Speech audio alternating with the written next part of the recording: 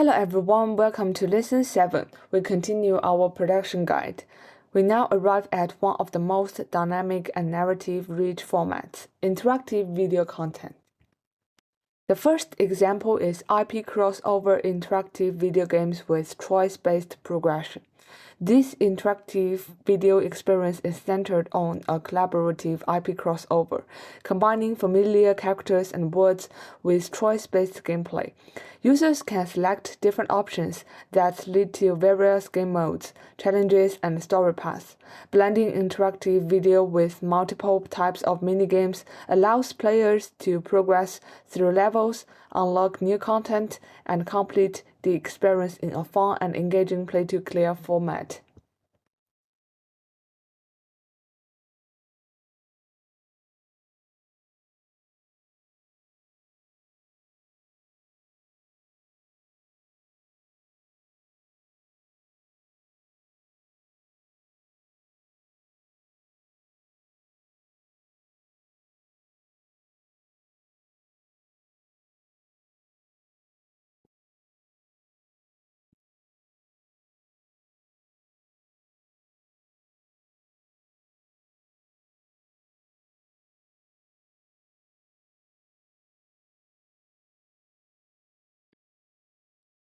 And another example is interactive LARP experience, which is live action role-playing.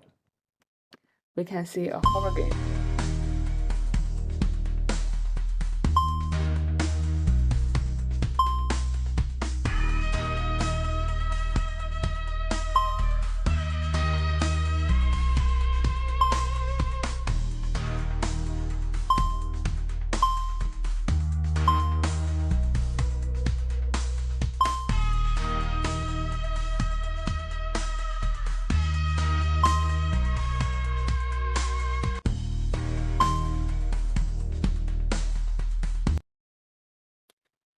This interactive video game offers an immersive exploration experience set in an abandoned hospital.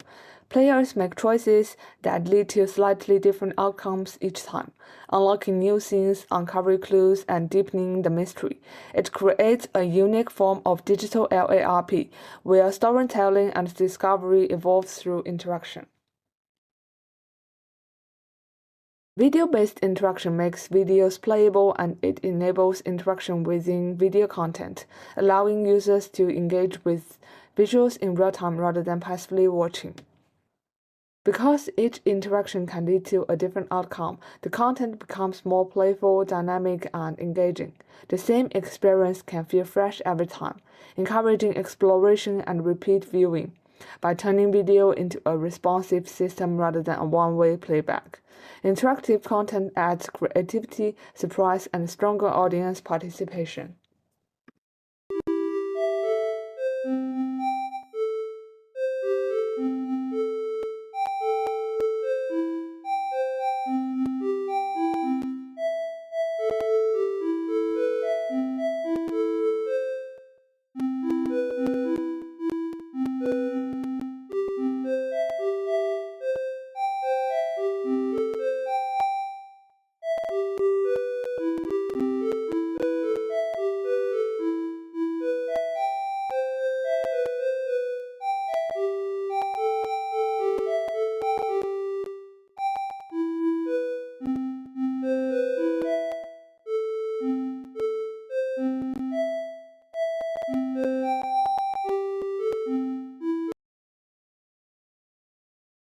The question is, how do we build it? Let's deconstruct a complete example and see how do we design prompts.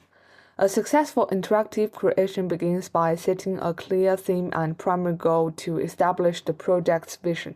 Next, you must define the main character or central subject, as this forms the emotional core for the user.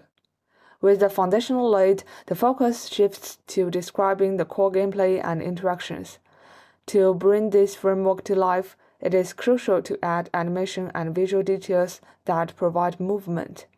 Then, include sensory effects like sound and haptics to deepen immersion. The content is further specified by listing specific content elements and setting an overall style and mood to ensure aesthetic coherence. proactively fixing potential issues in logic or flow, and adding realism details for authenticity will solidify the experience. Finally, the process is completed through cycles to iterate and optimize, refining each layer until the creation feels polished and whole. Here is an example interactive cat art exhibition video to show how to define the base prompt.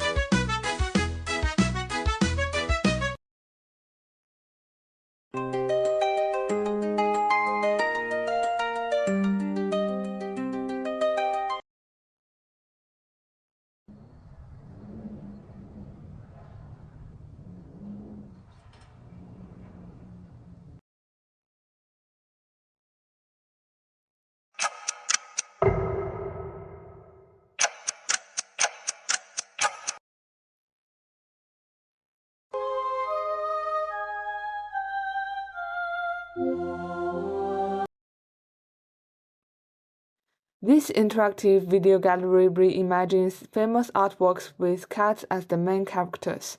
Users can browse different paintings and by tapping any piece, bring the scene to life by animating the cat within the artwork.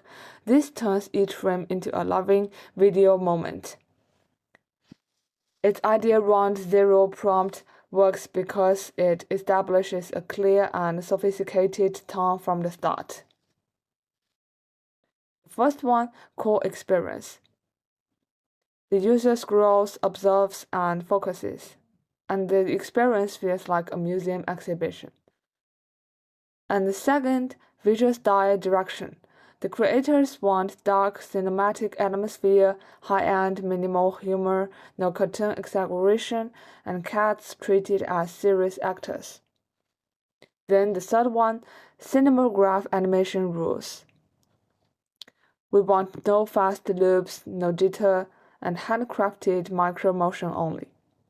The fourth one, interaction states, from gallery work to focus view to exit. We want the tap to activate motion and soundscape, and tap again returns to silence. However, even with a strong start, multi-round dialogue is essential for polishing. Each round should focus on one type of improvement. This transcript shows a real iterative process. The round 0 focuses on core identify. Rounds 1 to 2 focus on feature expansion. Rounds 3 to 4 focus on error fixing and UI accuracy. Round 5 to 6 focus on discoverability and polish. So how to increase accuracy? One of the most effective ways to improve accuracy is to frame the issue clearly. We can screenshot or circle the exact visual area that looks wrong.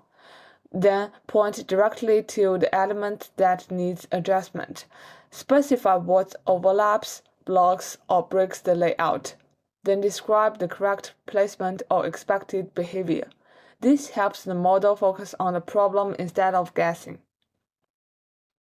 A strong interactive video prompt should follow word and theme, visual style rules, interaction states, motion and audio behavior, constraints, and content examples. To find the ideal version, we should stop iterating when changes begin to weaken the core concept. The idea is usually when the experience matches the original tone, interaction is intuitive, UI is minimal but functional, and motion remains subtle and cinematic. By following this process, you transform the passive medium of video into a playground of choice and consequence. You give the audience not just a story to watch, but a world to touch, explore, and influence. So that's all for our lesson 7. Thank you for watching.